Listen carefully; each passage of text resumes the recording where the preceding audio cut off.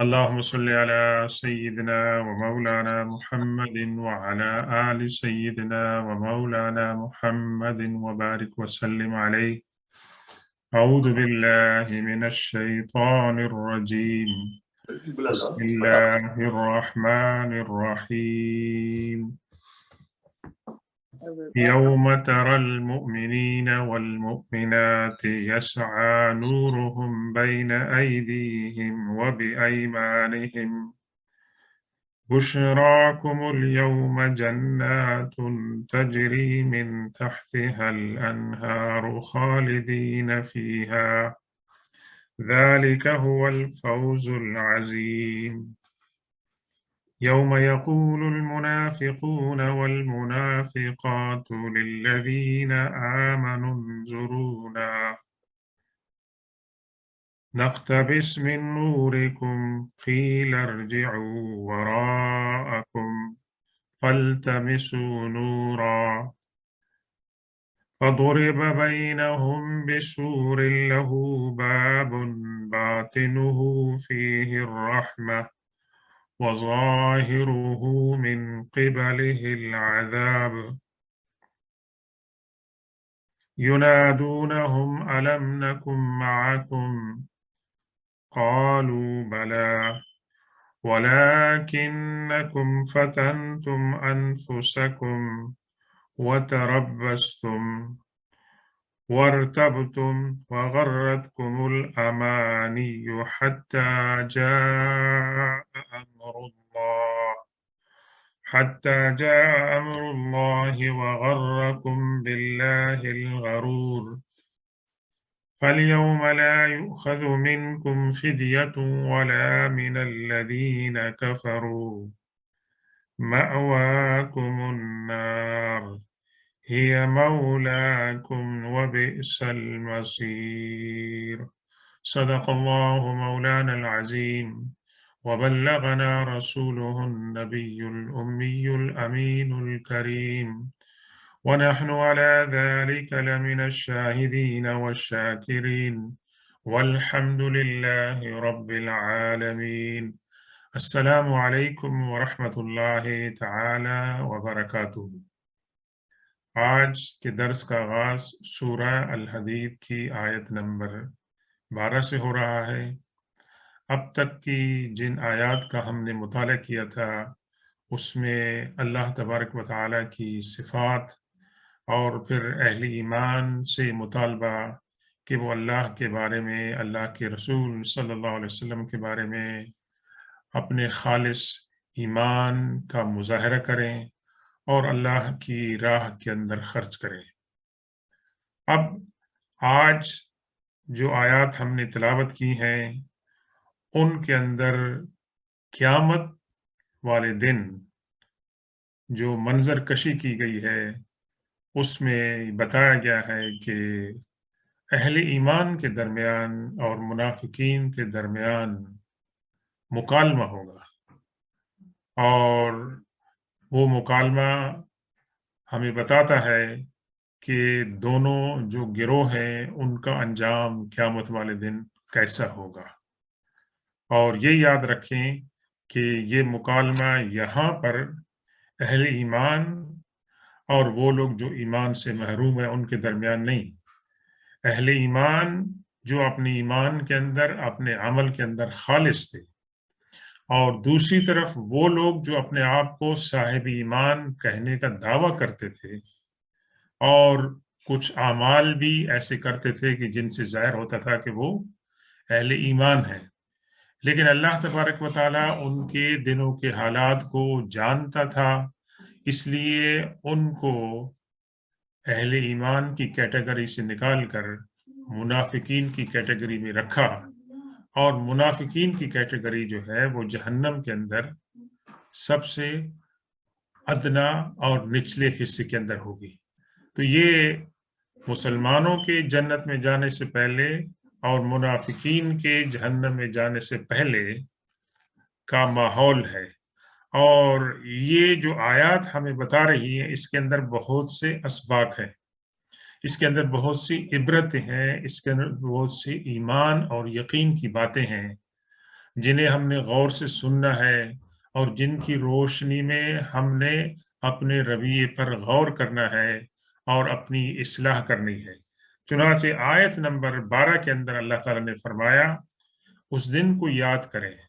خطاب تو حضور پاک صلی اللہ علیہ وسلم کے ساتھ ہے، کے پاس سے ہے، اور جو قرآن کی تلاوت کر رہے ہیں جو لوگ ان سے ہے کہ آپ دیکھیں گے اس دن، لیکن یہ جنرل ہے، اس میں جو بھی قرآن پاک کی تلاوت کر رہا ہے اس کو خطاب ہے، اور جو مسلمان ہے صاحب ایمان ہے ان کو تمام کو یہ خطاب ہے۔ اس دن کو یاد رکھیں آپ، جب کہ آپ دیکھیں گے اے رسول صلی اللہ علیہ وسلم ایمان والوں کو، مردوں کو، اور ایمان والے عورتوں کو، آپ یعنی مسلمان مردوں کو، مسلمان عورتوں کو جب آپ دیکھیں گے، اور واقعی حضور پاک صلی اللہ علیہ وسلم نے حدیث پاک میں فرمایا جس کی تشریح آنے والی ہے کہ اس دن حضور پاک صلی اللہ علیہ وسلم مخلوق کا جمع غفیر ہوگا، اور اس جمع غفیر کے اندر اللہ کے رسول صلی اللہ علیہ وسلم فرمایا کہ میں اپنے امتیوں کو پہچان لوں گا، اور اس کی بعد میں تشریح آ رہی کہ کیسے آپ پہچان لیں گے۔ تو آپ اللہ تعالیٰ فرما رہا ہے کہ اے رسول صلی اللہ علیہ وسلم اس دن کو یاد رکھیں کہ جب آپ دیکھیں گے، آپ مشاہدہ فرمائیں گے کہ ایمان والے مرد اور عورتیں یسعا نورہم بین ایدیہم، یہ لفظ یسعا ہے، مضارع کا ہے جی، اور آپ کو جو لوگ حج پہ جاتے ہیں، عمرے پہ جاتے ہیں، ان کے لیے یہ لفظ سمجھنا آسان ہے کہ جب آپ صفا مروہ کے درمیان آپ دوڑتے ہیں تو اس کو سائی کہتے ہیں، تو اس کو آپ کہہ دیں کہ برسک واک کے تقریباً مشابہ ہے، لیکن اس کے اندر آپ کو چلنا تھوڑا سا تیز پڑتا ہے۔ تو ترجمہ کیا ہوگا کہ اے رسول صلی اللہ علیہ وسلم آپ مشاہدہ فرمائیں گے قیامت والے دن کہ جب مسلمان مرد اور عورتیں ان کا نور، ان کی روشنی ان کے سامنے دوڑتی ہوئی نظر آئے گی، اور یہ شاید ہماری اردو زبان میں یہ عجیب ایکسپریشن ہو کہ روشنی ان کے سامنے دوڑے گی، اس کا مطلب یہ ہے کہ ان کی چال تیز ہوگی، اور ان کی چال اس لیے تیز ہوگی کہ ان کو فرشتے جو ہیں وہ خوشخبریاں دیں گے، اور جب انسان کو خوشخبری ملتی ہے اور اچھی خبر ملتی ہے تو انسان خوشخبری کو دیکھنے اور پانے کے لیے جلد بازی کا مظاہرہ کرتا ہے، اور اس سے بڑی خوشخبری کوئی نہیں ہے دنیا اور آخرت کے اندر کہ مسلمان کو فرشتے کہیں گے کہ آپ کو مبارک ہو، ویلکم، کنگریچولیشن ٹو جنہ۔ تو پھر مسلمان پیچھے تو پڑھ کے نہیں دیکھیں گے نا، وہ تو سامنے دیکھیں گے کہ آپ جنت کو تو ہم دیکھیں تو صحیح کہ ہماری جنت کہاں پر ہے، تو ان کا نور ان کے سامنے دوڑ رہا ہوگا، یہ کیفیت ہوگی۔ اور جب ان کے سامنے نور دوڑ رہا ہوگا تو کس طرح دوڑ رہا ہوگا؟ بین ایدیہم، ان کے سامنے ہوگا، وعن وبایمانہم، اور ان کے دائیں ہاتھ کی طرف بھی نور ہوگا۔ اس کے اندر یہ لفظ استعمال نہیں ہوا کہ ان کے بائیں ہاتھ کی طرف بھی نور ہوگا، لیکن ایک حدیث پاک میں اللہ کے رسول صلی اللہ علیہ وسلم نے اس کی وضاحت فرمائی ہے کہ ان کے سامنے بھی نور ہوگا، ان کے دائیں ہاتھ میں بھی نور ہوگا، اور ان کے بائیں ہاتھ میں بھی نور ہوگا، اور نور ان کے سامنے دوڑ رہا ہوگا اور اس کے پیچھے وہ چل رہے ہوں گے، یعنی ان کی رفتار جو ہے وہ اچھی خاصی تیز ہوگی جی۔ وہ ان کے سامنے بشراکم الیوم، اور ان سے کہا جائے گا کہ آپ کو خوشخبری ہو جی، کنگریچولیشن ٹو یو ٹوڈے، آج تمہیں بشارت دی جا رہی ہے، کس بات کی؟ جنات، باغات کی، جنتوں کی بشارت دی جا رہی ہے۔ تو کئی تو ایسے اہل ایمان ہوں گے جن کو ایک جنت نہیں ملے گی، ایک باغ نہیں ملے گا، ان کو کئی باغات ملیں گے، محلات ملیں گے، بڑے بڑے پیلیسز ہوں گے ان کے لیے، ماشاءاللہ ان کی ایمان اور اعمال صالحہ کی برکت کی وجہ سے۔ اور اللہ تعالیٰ کے خزانے تو بہت ہیں، بہت بڑے ہیں۔ آپ امیجن کریں کہ حضرت آدم علیہ السلام سے لے کر آخری انسان تک نہ معلوم کتنے انسان آئے ہوں گے، اور ان میں کتنے لوگ ہوں گے جو جنت کے مستحق ہوں گے، ان تمام کے لیے اللہ تبارک و تعالیٰ نے وہاں پر آرام گاہیں جو ہے وہ بنائی ہوں گی.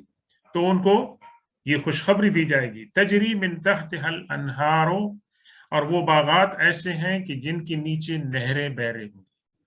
آپ نے قرآن پاک کا یہ سٹائل دیکھا ہے، جب بھی جنات کا ذکر ہوتا ہے، جنت کا ذکر ہوتا ہے، تو اس کے ساتھ اکثر یہ ذکر ہوتا ہے کہ اس کے نیچے نہریں بہ رہی ہوں گی.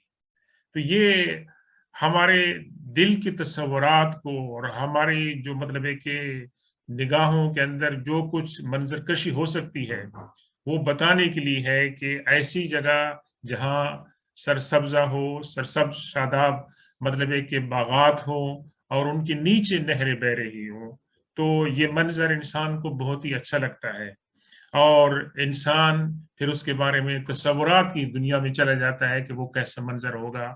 لیکن ہم اس کو دنیا کے ساتھ تو تشبیہ نہیں دے سکتے ہیں، لیکن سمجھنے کے لیے دنیا میں جہاں ایسے خوبصورت مناظر ہو سکتے ہیں ہم اپنے دل کے اندر ان کی منظر کشی کر سکتے ہیں. لیکن آخرت میں جو نعمتیں ہوں گی وہ ایسی ہوں گی کہ جن کو انسان نے دیکھا نہیں ہوگا، جن کے بارے میں انسان نے کبھی کوئی تصور نہیں کیا ہوگا، جن کے بارے میں انسان نے کبھی سوچا نہیں ہوگا اور سنا نہیں ہوگا، اور وہ تمام کی تمام نعمتیں اللہ تعالیٰ ان کے سامنے وہاں پر رکھیں گے.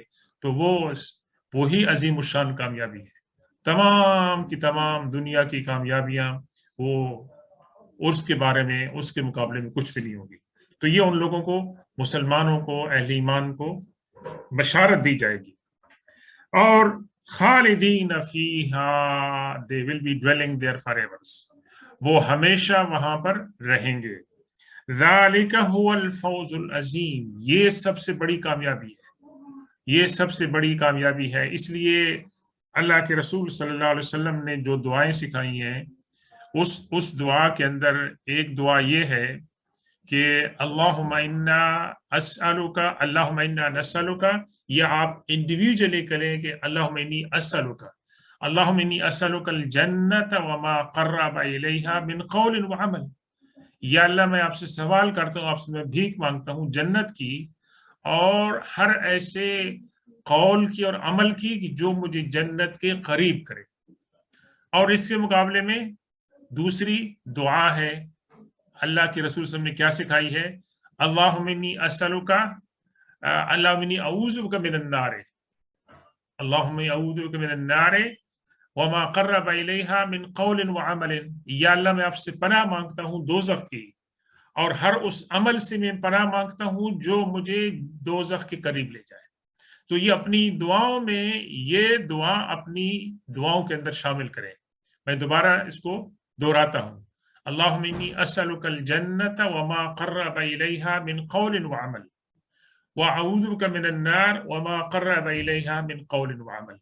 تو اللہ تبارک و تعالی ہم سب کو ان اعمال کی توفیق دے کہ جن کی برکت سے ہمیں اللہ تعالیٰ جنت کے قریب کرے، اور اللہ تعالیٰ ہم سب کو ان اعمال سے بچائے اور ان اقوال سے بچائے کہ جن کی وجہ سے ہم جہنم کے اندر جا سکیں. اللہ تعالیٰ اپنی حفاظت کے اندر رکھے.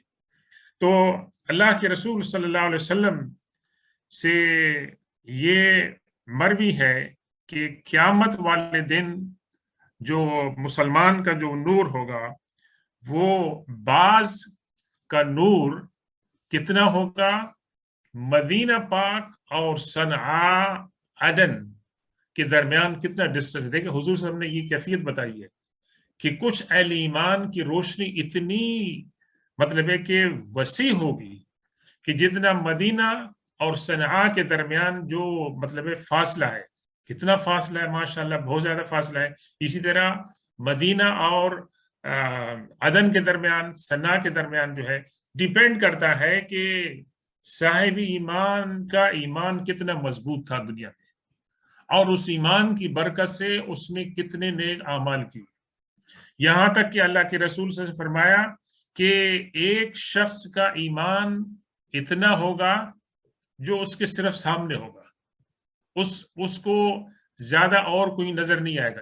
اس کا ایمان چونکہ کمزور تھا، دنیا میں اعمال صالحہ کی توفیق کم تھی، تو تو اس کو صرف اپنے سامنے نظر آئے گا. لیکن انبیاء کرام ہیں اور اولیاء کرام ہیں، صحابہ کرام ہیں، نیک لوگ ہیں، ان کے ایمان کی روشنی بہت زیادہ ہوگی دور دور تک. تو ان کو جو ہے آسانی ہوگی وہ چلنے میں، اور ان کو کوئی دقت جو ہے نا پیش نہیں آئے گی. اور وہ صاحب ایمان کے جس کی روشنی صرف اس کے سامنے ہوگی، تو ان کے لیے صرف انہوں نے قدم رکھا اور ان کو نظر آیا، پھر انہوں نے قدم رکھا اور ان کو نظر آیا. یہ بڑا عجیب سا ماحول ہے. حالانکہ اگر آپ لائٹ لے کے چل رہے ہیں، میری رائٹ کو، میرے لیفٹ کو، میرے پاس اگر لائٹ نہیں بھی ہے تو بھی آپ کی روشنی کی وجہ سے مجھے راستہ نظر آئے گا. لیکن قیامت کے دن اللہ تبارک و تعالیٰ سبحانہ اس کے نظام پہ قربان جائیں کہ نہیں، آپ میرے ساتھ چل بھی رہے ہیں لیکن آپ اپنے ایمان کی روشنی میں چل رہے ہوں گے. میں اپنی ایمان کی روشنی میں چل رہا ہوں گا. یہ نہیں کہ چونکہ میرے پاس اگر روشنی لائٹ نہیں ہے تو میں آپ سے کہوں گا کہ آپ تھوڑی مجھے روشنی نہیں. ہر آدمی اپنے ایمان کی روشنی کے بدولت چلے گا، اور اس کا ایمان جتنا دنیا میں تھا پل رہا اس کا، اسی حساب سے اس کو وہاں روشنی نظر آئے گی. پھر آپ سے صحابہ کرام نے پوچھا کہ یا رسول اللہ صلی اللہ علیہ وسلم، آپ کیسے اپنی امت کو اس دن پہچان لیں گے؟ کیف تعرف امتک من بین الامم. اللہ کے رسول صلی اللہ علیہ وسلم نے فرمایا کہ میں اپنی امت کو تمام لوگوں میں، تمام امتوں میں پہچان لوں گا. کم از کم 1,24,000 پیغمبر تشریف لائے، اور ہر پیغمبر کے ساتھ ایک امتی ہوگا، کسی کے ساتھ ایک بھی نہیں ہوگا. بہرحال موسیٰ علیہ السلام ہے، عیسیٰ علیہ السلام ہے، ابراہیم علیہ السلام، دیگر انبیاء کرام کے ساتھ ہوں گے. لیکن حضور پاک نے فرمایا کہ میں اپنی امت کو پہچان لوں گا. کیسے پہچان لوں گا؟ فرمایا عارفہم محجلون من اثر الوضوء. میں ان کو پہچان لوں گا کہ ان کے جو چہرے ہوں گے، ان کی پیشانیاں جو ہوں گی وہ چمک رہی ہوں گی. کس وجہ سے؟ وضو کی برکت سے. دیکھیں، وضو دنیا میں کیا تھا، نمازیں دنیا میں پڑھی تھی، لیکن اس کی روشنی قیامت والے دن مسلمان نمازی کے چہرے پر ہوں گی. تو اس روشنی کی وجہ سے حضور سے فرمایا کہ میں پہچان لوں گا، اور یہ روشنی صرف مسلمانوں کے پاس ہوگی جو نمازی ہوں گے. وَلَا يَكُونُ لِأَحَدٍ مِّنَ الْأُمَّمِ غَيْرَهُمْ. اللہ کے رسول سے فرمایا کہ مسلمانوں کے علاوہ کسی اور امت کو یہ خصوصیت حاصل نہیں ہوگی. کچھ خصوصیات اللہ تعالیٰ نے حضور پاک کو دنیا میں عطا فرمائی ہیں، اور کچھ خصوصیات کا اظہار قیامت والے دن ہوگا جو امت مسلمہ اور دوسری امتوں کے درمیان ہوگا. ان میں سے ایک ہی ہے وَعَارِفُهُمْ يُؤْتُونَ كُتُبَهُمْ بِأَيْمَانِهِمْ. اور میں اس لیے بھی پہچان لوں گا کہ ان کی کتابیں، اعمال نامے، دفتر ان کے رائٹ ہینڈ کے اندر دی جائیں گی. یہ بھی ایک علامت ہوگی جس سے حضور صلی اللہ علیہ وسلم پہچان لیں گے، اگرچہ ہو سکتا ہے وہ دوسروں کے ساتھ مکس ہوں گے ویسے. اور وَعَارِفُهُمْ بِسِیمَاهُمْ فِی وُجُوهِهِمْ. اور میں ان کو ایک اور علامت سے پہچان لوں گا کہ ایک خاص مارک ہوگا ان کی پیشانی پر. وہ کون سا مارک ہوگا؟ وہ مارک ہوگا سجدے کا. اب تو ہم دنیا میں دیکھتے ہیں نا، کچھ لوگ نمازیں پڑھتے ہیں، نوافل پڑھتے ہیں، کسی کے پیشانی پہ محراب بن جاتی ہے. اور ضروری نہیں ہے کہ آپ یہ کنکلوڈ کریں کہ جس کی پیشانی پہ محراب ہے وہ واقعی اتنا ہی پرہیزگار ہے جیسے نظر آ رہا ہے. یہ اس کے اور اللہ کے درمیان ہے. لیکن قیامت والے دن جس کی دنیا میں محراب نہیں بھی ہوگی، اس کی پیشانی پہ ایک مارک ہوگا، اور اللہ کے رسول سے فرماتے ہیں میں پہچان لوں گا کہ یہ میرا امتی ہے. یہ کتنی نشانیاں ہو گئیں. اور فرمایا وَعَارِفُهُمْ بِنُورِهِمْ يَسْعَى بَيْنَ أَيْدِيهِمْ. اور اس نور کی وجہ سے بھی میں پہچان لوں گا جو ان کے سامنے دوڑتا ہوا نظر آئے گا. تو یہ حضور پاک صلی اللہ علیہ وسلم نے بتایا، اور یہ ہم گناہگاروں کے لیے ایک بہت بڑی خوشخبری ہے کہ اللہ کے رسول صلی اللہ علیہ وسلم کی برکت سے ہمیں آخرت کے اندر یہ بلند مقام جو ہے وہ عطا ہوگا. تو یہ اگر ہم پہچان لیں دنیا کے اندر کہ اللہ کے رسول صلی اللہ علیہ وسلم کی برکت سے ہمیں آخرت میں یہ مقام ملے گا، اور دنیا میں اللہ کے رسول صلی اللہ علیہ وسلم نے اتنی اچھی تعلیمات چھوڑی ہیں، اس کو حسنہ چھوڑا ہے، تو مسلمان کے لیے یہ بات لازمی بنتی ہے کہ وہ اپنے حضور صلی اللہ علیہ وسلم کے ساتھ ہمارا جو تعلق ہے، جو نسبت ہے، اس کا لحاظ کرتے ہوئے ہم اپنے اعمال کے اندر بھی اصلاح کریں، اپنے آپ کو اس کا مستحق بنائیں کہ ہم واقعی حضور صلی اللہ علیہ وسلم کی امتی ہیں، اور تاکہ حضور صلی اللہ علیہ وسلم ہمارے اوپر فخر کریں، اور ہم قیامت والے دن ہم حضور صلی اللہ علیہ وسلم کے سامنے ہمیں شرمندگی نہ ہو کہ ہم آپ کے غلام ہیں، اور دنیا میں ہم نے آپ کا نام لیا تھا لیکن ہمارے کام جو تھے وہ کچھ اور تھے۔ تو یہ اللہ تبارک و تعالیٰ کی طرف سے بشارت جو ہے وہ دی گئی۔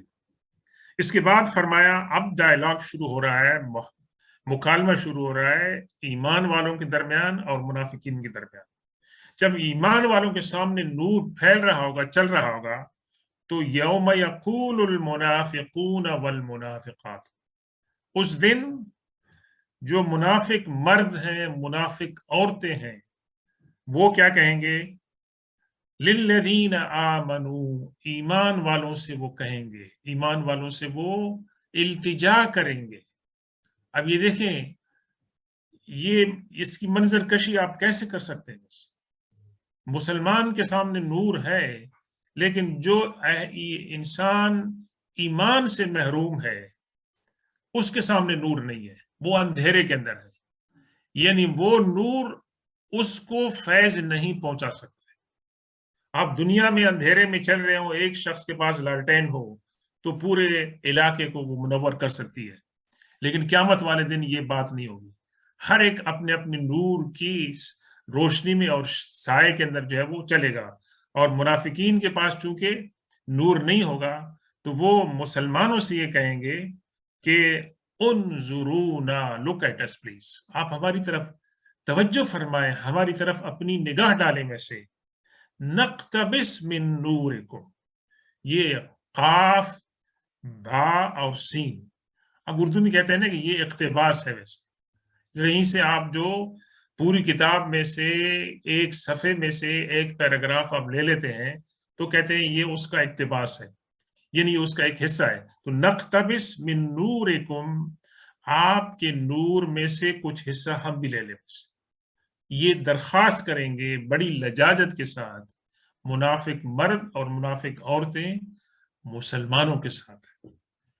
تو مسلمان کیا جواب دیں گے؟ ایک زبان ہو کر کہیں گے ارجعو، قیل ارجعو وراکم، گو بیک، آپ واپس چلے جائیں گے، فلتمسو نورا، پیچھے جا کے لوٹ جائیں اور اپنا نور ڈھونڈیں۔ پیچھے کہاں لوٹیں گے؟ ویسے پیچھے تو کوئی جانے کی جگہ نہیں ہوگی، پیچھے جانے سے مراد کیا ہے؟ دنیا میں جائیں، ویسے دنیا کا تو دروازہ بند ہو چکا ہوگا ویسے تو۔ اور مسلمان کا جو نور ہے یہ کب سے اس کے لیے اس کے ساتھ ہوگا؟ جیسے وہ قبر سے اٹھیں گے، جیسے وہ قبر سے اٹھیں گے ان کے سامنے ان کا نور جو ہے وہ چل رہا ہوگا۔ یہ عجیب و غریب قسم کا منظر جو ہے وہ پیش کیا جا رہا ہے، جس کو اس وقت ہم پوری طور پر نہیں سمجھ سکتے ہیں، اور جتنے ہم اس کی گہرائی کے اندر جائیں گے، غور کریں گے ادب کی روشنی میں، ایمان کی روشنی میں، تو اس کے اندر حیرت ہوگی اللہ تعالیٰ کی جو نعمتیں ہیں، اللہ تعالیٰ کی جو کمالات ہیں اور عجائب اور غرائب ہیں ان پر۔ اور ایک مسلمان کو اس کے اوپر حیرت نہیں ہونی چاہیے، کیونکہ ہم دنیا میں اللہ کے عجائب و غرائب دیکھ رہے ہیں ویسے۔ تو یہ جب ان کا مکالمہ ہوگا تو مسلمان ان سے کہیں گے قیل ارجعوا وراءکم فالتمسوا نورا، گو بیک، آپ واپس چلے جائیں اور اپنا نور جو ہے آپ ڈھونڈیں جا کے۔ واپس تو جا کے وہ نور نہیں ڈھونڈ سکیں گے، تو مسلمان ان سے کہیں گے کہ اس کے بعد کیا ہوگا کہ اللہ تعالیٰ فرماتے ہیں کہ فضرب بینہم بسور، ان کے درمیان ایک کیا کہتے ہیں کہ ایک دیوار جو ہے وہ کھڑی کر دی جائے دونوں کے درمیان۔ ایک اگرچہ وہ مکس ہوں گے لیکن چونکہ ان کے پاس نور نہیں ہوگا، وہ ایک سائڈ پہ ہوں گے، ان کو الاؤڈ نہیں کریں گے کہ دوبارہ وہ مکس اپ ہوں گے۔ ان کے درمیان فرشتے ایک دیوار لگا دیں گے، اور اس طرف اندھیرا ہوگا دیوار کے، اور دیوار کی دوسری طرف روشنی اور نور ہوگا، اور وہاں جہاں پر روشنی ہوگی اس کے اندر بھی ہر ایک کی روشنی اپنی ایمان اور اعمال کی مقدار کے مطابق ہوگی۔ پھر وہ جو دیوار ہوگی اس کا کیا ہوگا؟ اس کا ایک دروازہ ہوگا، اس کا ایک گیٹ ہوگا، جی پوری دیوار ہے اور دیوار کے اندر ایک گیٹ ہے، باطنہ فیہ الرحمت، اس دیوار کے اندرونی حصے کے اندر رحمت ہوگی، یعنی اس دیوار کے اندر سے جو مسلمان ہوں گے، اہل ایمان ہوں گے، ان کو سکون ہوگا، کمفرٹ ہوگی، ان کی نظروں کے اندر جو ہے نا منظر کشی خوبصورت ہوگی، اور وہ مطلب ہے کہ سکون اور اطمینان محسوس کریں گے۔ اور وَظَاهِرُهُ مِنْ قِبَلِهِ الْعَذَابِ، اور اس کو جی ایکسٹرنل سائڈ ہوگی جو کہ منافقین کی طرف ہوگی، اس کے اوپر کیا ہوگا؟ وہاں پر درد ہوگا، عذاب ہوگا، پنشمنٹ ہوگی، جی۔ اور یہ منظر کشی ہو رہی ہے، وہاں پر دونوں کو الگ کر دیا جائے گا۔ اس کے بعد جب یہ مکالمہ ہوگا تو اس کے بعد وہ دیوار کی دوسری طرف سے آواز دیں گے۔ اللہ عالم کے درمیان میں کتنا ڈسٹنس ہوگا؟ ویسے بہت بڑا ڈسٹنس ہوگا۔ ینادونہم، تو وہ منافق مرد اور عورتیں پکاریں گے، آواز دیں گے، کن کو؟ مسلمانوں کو۔ الم نکم معکم، ور وی ناٹ ود یو ان دنیا، ہم آپ کے ساتھ دنیا میں تھے نا، ابھی کیا ہو گیا کہ آپ ہم سے جدا ہو گئے ہیں، اور آپ دنیا میں ہمارے ساتھ معاملات ہوتے تھے، ہم ایک دوسرے بیٹھ کے کھاتے تھے، شادیاں اٹینڈ کرتے تھے، نماز پڑھتے تھے، جنازوں میں جاتے تھے، خوشی غم کے اندر ہم شریک ہوتے تھے، جی آپ کیا ہو گیا؟ الم نکم معکم، ہم تو آپ کے ساتھ تھے نا، کیوں نہیں ہم آپ کے ساتھ تھے؟ تو مسلمان کہیں گے قالوا بلا، ہاں آپ ہمارے ساتھ تھے، وَلَكِنَّكُمْ فَتَنْتُمْ أَنفُسَكُمْ، لیکن پرابلم یہ تھا ہمارے ساتھ ہونے کے باوجود آپ نے اپنے آپ کو فتنوں کے اندر مبتلا کیا۔ فتنوں کے اندر مبتلا کرنے کا مطلب کیا ہے کہ ایسے آپ ماحول کے اندر آپ رہ رہے تھے کہ آپ کہنے کو مسلمان تھے، ایمان والے تھے، لیکن آپ کے دل اور آپ کے دماغ اور آپ کی افکار اور آپ کے اعمال جو تھے وہ اخلاص سے آ رہی تھے، اور یہ بہت بڑا فتنہ ہے۔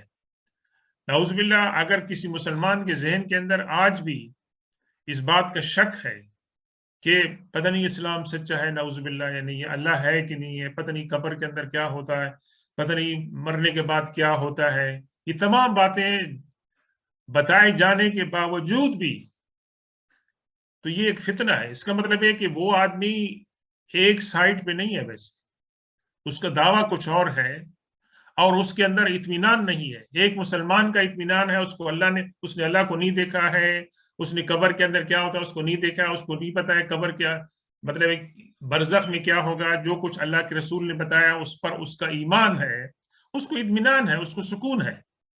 لیکن یہ جو صاحب ہیں فتنتم انفسکم، انہوں نے اپنے آپ کو فتنوں کے اندر مبتلا کیا۔ ایک تو آپ فتنوں کے اندر مبتلا ہوتے ہیں جہاں آپ کا کنٹرول نہیں ہے۔ آج کل کے حالات میں آپ دیکھ رہے ہیں کتنے فتنے ہیں، روزانہ آپ دیکھ رہے ہیں کتنے فتنے ہیں ویسے سنیں۔ یہ ایسے فتنے ہیں کہ جس پہ آپ کا کنٹرول نہیں ہے، جی حالات کی وجہ سے، کسی اور کی وجہ سے، جی اور جتنا جتنا ہم قیامت کے قریب آتے جائیں گے فتنے بڑھتے جائیں گے، اور فتنے ایسے بڑھتے جائیں گے کہ اللہ کے رسول نے فرمایا کہ ایک انسان صبح مسلمان ہوگا، شام کو کافر ہو جائے گا، شام کو مسلمان ہو جائے گا اور صبح میں پھر کافر ہو جائے گا، یعنی اس کا ایمان جو ہے وہ پلٹتا رہے گا، کسی ایک جگہ پر قائم نہیں رہے گا۔ تو لیکن جس آدمی نے اپنے آپ کو خود فتنوں کے اندر مبتلا کیا تو اس کو فتنوں سے اور کوئی چیز نہیں بچا سکتی ہے سوائے کہ وہ اپنے عمل پہ رجوع کرے اور اللہ تبارک و تعالی اس کو سیدھے راستے پہ واپس لے کے آئے۔ وَتَرَبَّصْتُمْ، یہ جو لفظ ہے قرآن پاک میں کئی مرتبہ استعمال ہوا ہے، را، با اور صاد۔ تربص کے معنی ہیں کہ انتظار کرنا۔ ایک انتظار ہوتا ہے کہ جی آپ کے مہمانوں نے کہا 8 بجے وہ آئیں گے، آپ انتظار میں بیٹھیں، یہ انتظار ٹھیک ہے، ان کو دیر ہو جاتی ہے، کوئی بات نہیں۔ ایک انتظار یہ ہے کہ آپ اس انتظار میں ہیں کہ اسلام کو غلبہ ہوتا ہے نعوذ باللہ، یا اسلام فیل ہو جاتا ہے۔ ویسے آپ کیا ہیں؟ آپ اپرچونسٹک ہیں۔ ویسے آپ ایک طرف آپ کا مائنڈ نہیں جا رہا ہے، آپ کہہ رہے ہیں میں دیکھ رہا ہوں کہ کس طرف کامیابی ہوتی ہے، میں اس طرف پلٹ پھانس لوں گا۔ تو یہ تو مطلب ہے کہ اخلاص نہیں ہوا نا، یہ تو مطلب ہے کہ موقع پرستی ہو گئی۔ اور تربص کے دوسرے معنی کیا ہے کہ اس انتظار میں بیٹھنا کہ آپ کے جو مخالفین ہیں ان پر مصیبت کب آتی ہے۔ یہ دونوں میننگ جو ہیں قرآن پاک کے اندر جو ہے نا استعمال ہوئی ہے، تو دونوں میننگ یہاں پر بھی استعمال ہو سکتے ہیں کہ آپ اس انتظار میں تھے کہ مسلمانوں پہ مصیبت کب آئے، یا آپ اس انتظار میں تھے کہ کیا مسلمان کامیاب ہوتی ہیں یا مسلمان ناکام ہوتے ہیں۔ تو آپ نے دل و جان سے اسلام کو قبول نہیں کیا تھا۔ وَارْتَبْتُمْ، اور آپ شک میں مبتلا تھے کہ نعوذ باللہ اسلام صحیح ہے نہیں ہے، غلط ہے، یہ تمام شکوک و شبہات مبتلا تھے۔ یعنی کلمہ شہادت پڑھنے کے بعد بھی آپ کو دلی طور پر سکون نہیں تھا، آپ ہر وقت شک کے اندر مبتلا رہتے تھے کہ بھی کیا نعوذ باللہ قرآن پاک اللہ کا کلام ہے، کیا مرنے کے بعد دوبارہ زندگی ہوگی، کیا جنت اور دوزخ صحیح ہے۔ آپ کو یہ تمام شکوک و شبہات مبتلا تھے۔ وَغَرَّتْكُمُ الْأَمَانِيُّ، یہ بہت بڑی بیماری ہے، بہت سی بڑی بیماری ہے یہ۔ غرتکم الامانی، امانی کہتے ہیں وشفل تھنکنگ اور ایسپریشنز، اور یہ اس کا مطلب یہ ہے کہ آپ کو دھوکے میں ڈالا کس نے؟ فالس ہوپس نے، کہ جی پار ہو جائیں گے، جی آپ عمل کوئی بھی کر رہے ہیں پار ہو جائیں گے، جی ہمارا تو بیڑا پار ہو جائے گا، خواہ وشفل تھنکنگ کہ جی کوئی نہیں، جب آئے گی تو دیکھی جائے گی۔ اور یہ بہت بڑی بیماری ہے، یہ افراد کی بیماری ہے، یہ اقوام کی بیماری ہے، یہ سوسائٹیز کی بیماری ہے۔ And I am sorry to سے آج کل ہماری بیماریوں میں سے ایک بیماری یہ ہے، اجتماعی طور پر اور انفرادی طور پر، بجائے اس کے کہ ہم کہیں کہ ہم اپنی اصلاح کر رہے ہیں، ہم کسی امید پہ بیٹھے ہیں جو فالس امید ہے۔ اللہ تعالیٰ کا، اللہ کے رسول صلی اللہ علیہ وسلم کا یہ بار بار اعلان ہے کہ تمہارے اعمال کے مطابق تمہارا حساب کتاب ہوگا، اور اسی کی برکت سے، اس کے بدولت تمہارا انجام ہوگا جنت کے اندر، قبر کے اندر، یہ ساری چیزیں۔ لیکن یہ کہ ہم خوش فہمیوں کے اندر مبتلا ہے، اور یہ خوش فہمی کہ یہ ہے کہ بھئی میں بعد میں ٹھیک ہو جاؤں گا، یہ ہے وہ ہے، لیکن اپنے آپ کو ٹھیک نہیں کر رہے ہیں۔ تو یہ اللہ تعالیٰ نے ان کی جو کمزوریاں ہیں ان کا مسلمانوں کی زبان سے یہ ان کو کہلایا جائے گا۔ حتی جاء امر اللہ، یہاں تک کہ اللہ نے جس کام کا وعدہ فرمایا تھا وہ کام آ چکا، یعنی قیامت آ چکی، قیامت آ چکی، یا اللہ تبارک و تعالیٰ نے اسلام کو کامیاب کرنا تھا اور اسلام کامیاب ہوگا، لیکن آپ اسی شک میں تھے اور آپ کو امید تھی کہ بھئی اسلام نعوذ باللہ ناکام ہو جائے گا۔ تو پھر کیا ہو جائے گا کہ آپ کے پاس کوئی ٹائم نہیں بچا کہ آپ اپنے آپ کو چینج کر سکیں، آپ اسی کیفیت کے اندر مبتلا رہے۔ وَغَرَّكُمْ بِاللَّهِ الْغَرُورُ، اور تمہیں دھوکے میں مبتلا کیا، غرور۔ دیکھیے اس کا روٹ ایک ہی ہے، ایک تو غرتکم الامانی، تمہیں وشفل تھنکنگ نے دھوکہ دیا، پھر اس کے بعد کا غرکم، تمہیں دھوکے میں ڈالا، الغرور یہ ناؤن ہے، اسم ہے، اور اس سے مراد تمام مفسرین نے ایک ہی لیا ہے، اس کا یہاں لفظی ترجمہ نہیں کیا ہے۔ غرور سے مراد یہاں پر شیطان ہے، کیونکہ شیطان کا کام کیا ہے؟ انسان کو ہر وقت دھوکے میں مبتلا کرنا۔ تو یہ اس کو یا غرور اس کے لیے استعمال کیا کہ جو دھوکہ باز ہے، تمہیں دھوکے باز نے غرور کے اندر مبتلا کیا، جو قیامت والے دن جس طرح سورہ ابراہیم کے اندر ہے کہ وہ کہے گا کہ میں تو آپ سے بری ہوں، میں نے تو آپ کو کہا تھا، میں نے آپ کو فورس نہیں کیا تھا، میں نے آپ کو مطلب ہے کہ وسپرنگ کی تھی، آپ کو بتایا تھا، آپ اپنے کام کی خود ہی رسپانسبل ہیں، مجھے آپ بلیم نہیں کر سکتے۔ تو اس دن وہ کہے گا، تو دھوکہ باز نے آپ کو غرور کیا نام ہے دھوکے مبتلا کیا اور آپ اس کے دھوکے کے اندر آ گئے ویسے۔ فَالْيَوْمَ لَا يُؤْخَذُ مِنْكُمْ فِدْيَةٌ وَلَا مِنَ الَّذِينَ كَفَرُوا مَأْوَاكُمُ النَّارُ هِيَ مَوْلَاكُمْ وَبِئْسَ الْمَصِيرُ۔ آج یہ دیکھیں اللہ تعالیٰ مسلمان اور ایمان سے یہ اعلان کروا رہا ہے کہ آج تم میں سے کسی سے فدیہ، رینسم جو ہے قبول نہیں کیا جائے۔ اس وہاں فدیہ انسان کون دے سکے گا؟ یعنی ایک حدیث پاک میں آیا ہے کہ اس دن ماں اپنے بیٹی کے پاس جائے گی، کہے گی بیٹا میں نے آپ کو کتنی آپ کے ساتھ پیار شفقت سے آپ کو پالا تھا، آپ کے ساتھ یہ کیا تھا وہ کیا تھا، بس مجھے ایک نیکی کی ضرورت ہے، یا میرے پاس ایک گناہ آپ لے لیں اور اپنی نیکی دے دو۔ بیٹا آگے سے یہی جواب دے گا کہ امی آج میں کچھ نہیں کر سکتا ہوں۔ اس طرح باپ کے ساتھ مکالمہ ہوگا، بھائی بھائی کا مکالمہ ہوگا، پڑوسی کا، دوست کا مکالمہ ہوگا۔ اس وقت ہر ایک یہ کہے گا کہ جی please mind your own business, مجھے اپنے حال پہ چھوڑیں، آپ اپنے حال پہ رہیں کہ بھی کچھ نہیں کر سکیں گے۔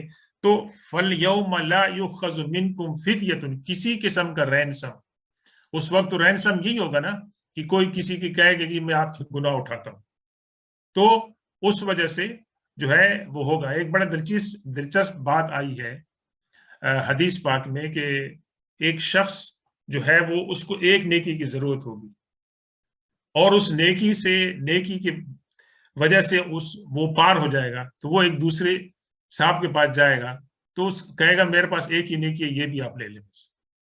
تو اللہ تبارک و تعالیٰ فرمائے گا کہ اس نے جو اتنی قربانی دی ہے، یہ تو میرا کام ہے نا سخاوت کا، تو فرمائیں گے کہ آپ کو بھی جنت کے اندر ہم اعلیٰ مقام جو ہے وہ عطا فرمائیں گے۔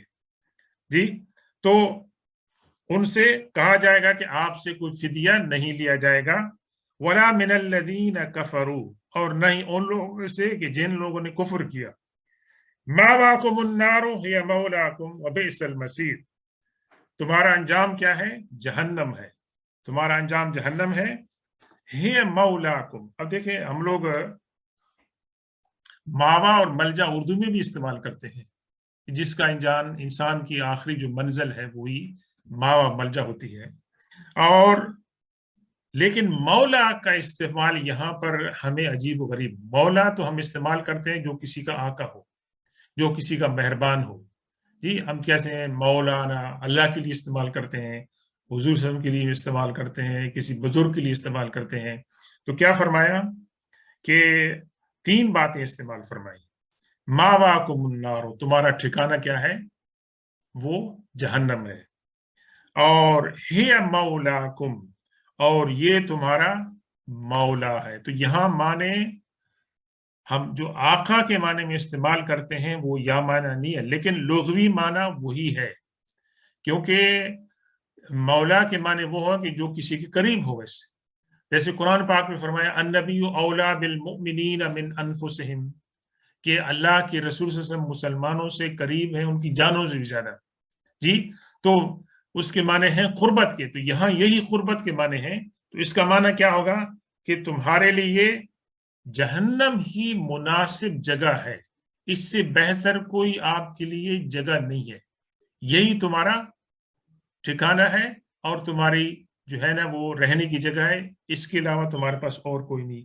وَبِئْسَ الْمَصِيرُ، اور یہ جو ہے بہت ہی برا انجام ہے۔ تو یہ آیت نمبر 15 جو ہے اس کے اوپر ہم آج اختتام کریں گے۔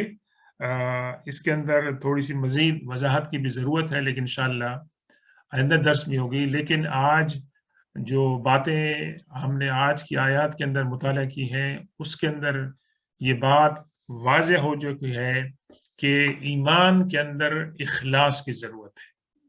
اور نفاق جو ہے، ہیپوکریسی، ریاکاری جو ہے، یہ انسان کے تمام اعمال کو ضائع کر دیتی ہے اور ساری زندگی جو ہے وہ ضائع ہو جاتی ہے۔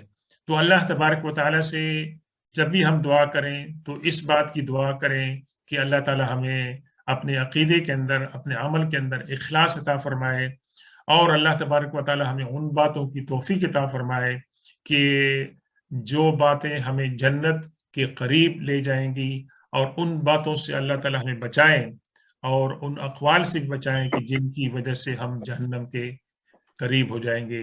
سبحان ربک رب العزت عما یصفون وسلام علی المرسلین والحمد للہ رب العالمین۔